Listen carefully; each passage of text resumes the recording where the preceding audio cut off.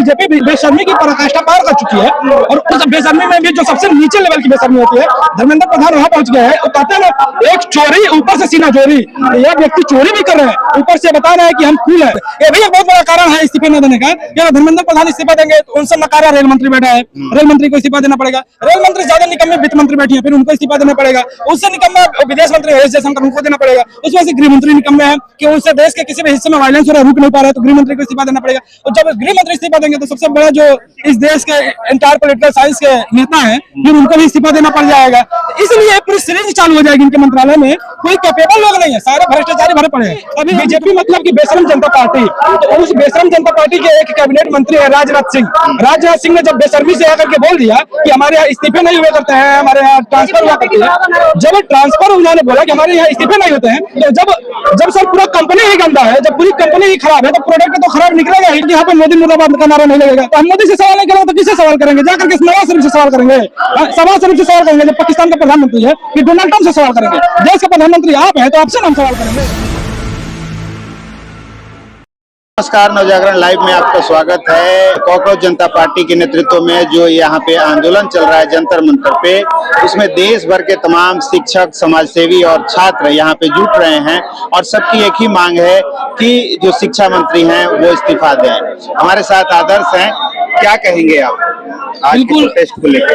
आज के प्रोटेस्ट में तो हम लोग तो शुरू से ही आ रहे हैं, जिस दिन से प्रोटेस्ट चालू हुआ था। लेकिन इतनी बेशर्मी देखिए धर्मेंद्र प्रधान की, जाकर के इंटरव्यू में बोल रहे हैं जिस तरह से, आपको याद होगा जिस तरह से मैं इसका रेफरेंस देना नहीं चाह रहा था, बट मैं दे रहा हूँ। जो भी बहुजन समाज के लोग हैं, मैं खास करके उनको मैं याद दिलाना चाहता हूँ। जब यूजीसी का मामला चल रहा था, तो यूजीसी के मामले को लेकर के जो जेएनयू की प्रेसिडेंट है शांति श्री धूलीपुरी पंडित, वो भी जाती है एक इंटरव्यू में, पॉडकास्ट में कहती है कि Dalit and black drugged with victimhood को लिए ड्रग्ड हो गए। उसी तरह से जब हम यहाँ पे प्रोटेस्ट कर रहे हैं, शांतिपूर्ण तरीके से प्रोटेस्ट कर रहे हैं, तो वहाँ पे इंटरव्यू में जाकर के धर्मेंद्र प्रधान कहते हैं कि ये टेररिस्ट है, ये दहशतगर्द है। और ये दहशतगर्दों को जब डेमोक्रेसी ने नकार दिया है, तो ये लोग यहाँ पे छद्म रूप से आकर के बैठे हैं। मैं आपसे कहना चाहता हूँ कि आप कैमरा उठाइए, आप कैमरा उठाइएगा, जाकर के दिखाइएगा जो पीछे बच्चे दिख रहे हैं, जो छोटे छोटे बच्चे दिख रहे हैं, हम लोग दिख रहे हैं, क्या हम लोग टेररिस्ट है? अगर हम टेररिस्ट है धर्मेंद्र प्रधान जी,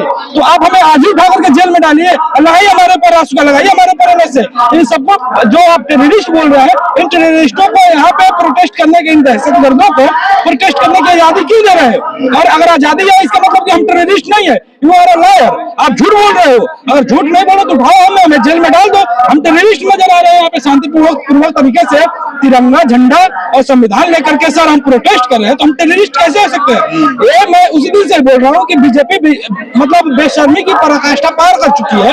और उस बेशर्मी में भी जो सबसे नीचे लेवल की बेशर्मी होती है, धर्मेंद्र प्रधान वहां पहुंच गए हैं। वो कहते हैं ना, एक चोरी ऊपर से सीना चोरी।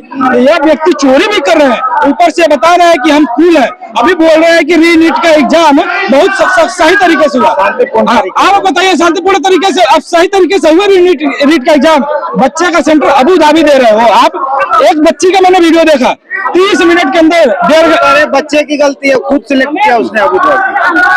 आप बताइए, अबू धाबी का ऑप्शन दिया कौन? अगर बच्चा ने सिलेक्ट किया तो अबू धाबी का ऑप्शन कौन दिया? एक फर्जी एनटीए दिया। इसीलिए हम बोल रहे हैं कि स्क्रैप एनटीए, धर्मेंद्र प्रधान इस्तीफा दे।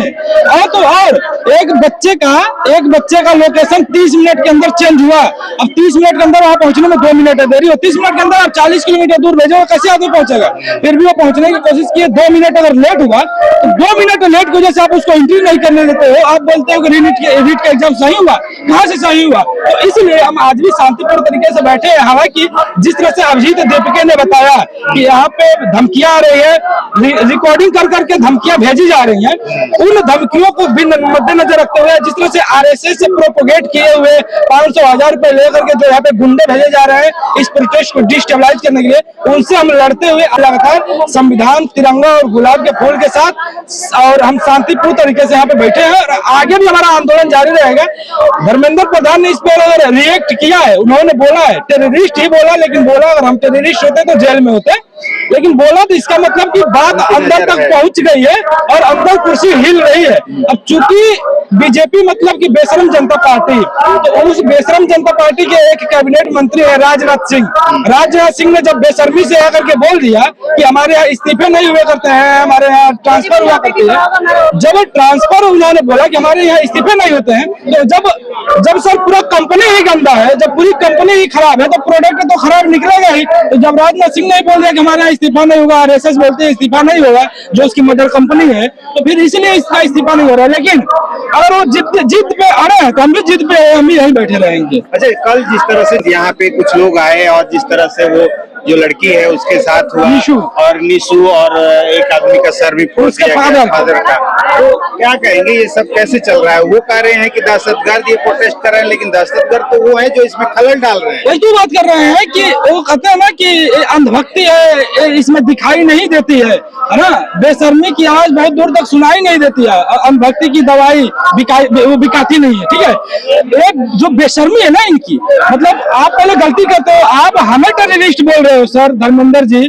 आपके गुंडे आते हैं यहाँ पे, एक 14 साल की बच्ची है, आप उसको मोलेस्ट करते हो, उसके फादर के साथ बदतमीजी करते हो, मार करके सर फोड़ते हो, 7 टाँके हैं उसके सर में, और आप बोलते हो कि हम टेररिस्ट तो वो लोग हैं जो यहाँ पर आकर के, जो आपकी मदर कंपनी से आए हुए हैं, वो लोग आकर के यहाँ पे उपद्रव मचाते हैं, करे से वार करते हैं, उसके बाद से फोन में धमकियां देते हैं कि हम सुबह डिटेन होंगे और शाम को छूट जाएंगे, फिर आकर के वही काम करेंगे।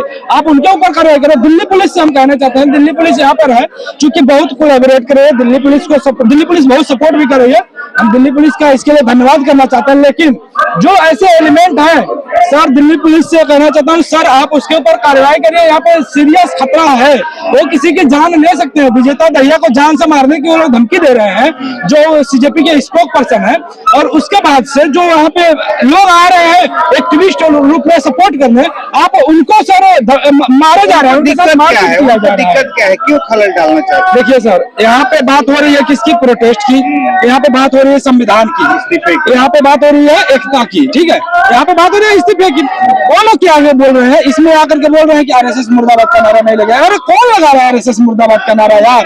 जहाँ पे लगाता है वहाँ पे तुम रोक नहीं पाओगे, जहाँ पे लगाना होता है आप लग जाता है। ठीक है, आप बोलते हो कि यहाँ पे मोदी मुर्दाबाद का नारा नहीं लगेगा, तो हम मोदी से सवाल नहीं करेंगे तो किससे सवाल करेंगे? जाकर के नवाज शरीफ से सवाल करेंगे, शहबाज शरीफ से सवाल करेंगे जब पाकिस्तान का प्रधानमंत्री है, कि डोनाल्ड ट्रंप से सवाल करेंगे? देश का प्रधानमंत्री आप हैं, तो आपसे हम सवाल करेंगे। तो आप वो बोलते हैं कि हम उनसे सवाल ना करें, क्यों नहीं सवाल करें भाई? तो फिर बोलते हैं कि अब बीजेपी मुर्दाबाद का, बीजेपी की सरकार है, हम किसकी मुर्दाबाद के नारे लगाएंगे?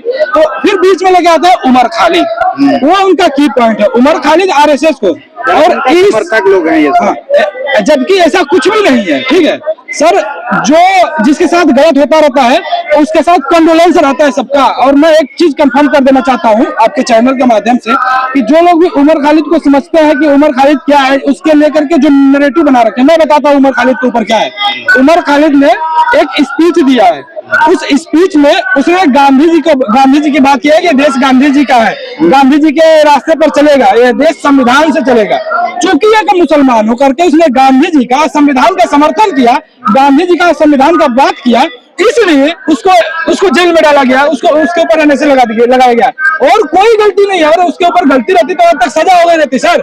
जो फादर स्टेन स्वामी है, आप कोरेगांव हिंसा में देख लीजिए कितने सारे लोग थे, कितने सारे, जबकि वो भी फर्जी थी, तो वैसे लोगों को जेल में डाला गया। तो जो उमर खालिद को लेकर के बीजेपी परसेप्शन बना रही है, आप उस परसेप्शन में मत आइए, आप जाइए और उसके बारे में पढ़िए, उमर खालिद के बारे में। उसके इतना देशभक्त व्यक्ति ही सर मिलेगा नहीं। वो बोलता है कि मैं पक्का मुसलमान भी नहीं हूँ सर, वो मुस्लिम है लेकिन बोलता है कि मैं पक्का मुसलमान भी नहीं हूँ, क्योंकि मैं बहुत सारे रिचुअल्स को मानता नहीं हूँ। उसके बावजूद उसको जेल में डाला गया, क्योंकि एक मुस्लिम होते हुए भी उसने गांधी और संविधान की बात किया है। आरोप लग रहे हैं फंडिंग के, कि कहाँ से फंडिंग हो रही है इनकी, और खाना पानी जिस तरह से सुविधा आ रही है। मैं आपको फंडिंग की बात बता दूं कि फंडिंग यहाँ पे आप देख रहे हैं, जिसको जितना हो सकता है वो व्यक्ति उतना ला रहा है। बाकी यहाँ पे एक पता नहीं वो हाफिज जी है कि मौलाना है क्या है, कुछ वो सपोर्ट कर रहे हैं। अब बाकी जो लोग हैं अपने घर से बहुत सारी चीजें ला रहे हैं। आपको पता होगा कि अभिजीत दीपके ने प्रोटेस्ट शुरू किया था, तो शुरू में ही बोला था कि थाली या चम्मच लेकर के आना है। उसके बाद से भी लोग समझ गए थे कि खाने के लिए बोल रहे हैं, प्रोटेस्ट लंबा चलेगा। हम तो उसी दिन समझ गए थे कि प्रोटेस्ट लंबा चलेगा, इसीलिए बार बार खाने की प्लेट प्लेट ना खरीदनी पड़े, इसलिए वो थाली और चम्मच की बात कर रहे थे। और जो जिसको भी साथ जितना हो रहा है, कोई पानी ला रहा है, कोई बिस्किट ला रहा है, कोई खाना ला रहा है, कोई चाय ला रहा है, जिसको जितना हो सकता है, जो हो सकता है वो व्यक्ति वो ला रहा है। तो ये तो पब्लिक फंडिंग से चल रही है। अगर सरकार पूछ रही है कि फंडिंग कहाँ चल रही, तो मैं पूछा चाहता हूँ गृह मंत्री निकम्मा हुआ है? गृह मंत्री क्या कर रहे हैं? फंडिंग की जिम्मेदारी जांच करने की किसकी है? गृह मंत्री की है ना। कि गृह मंत्री क्यों नहीं जांच कर रहा कि फंडिंग कहाँ से आ रही है? अभिजीत दीपके का एक स्टेटमेंट आ रहा है कि उन्होंने ट्वीट किया था कि जो लोग यहाँ पे खाना पानी का वो कर रहे हैं, सपोर्ट कर रहे हैं, उनके घर पुलिस जा रही है। 10 पुलिस जा रही है। तो मैं ये कहना चाहता हूँ गृह मंत्री जी, क्या आप डर गए हैं? अब तो निकम्मे हैं, आप निकम्मे हैं। आप चोरी और वोट चोरी कर, ठीक है वो बात अलग है, बात करेंगे।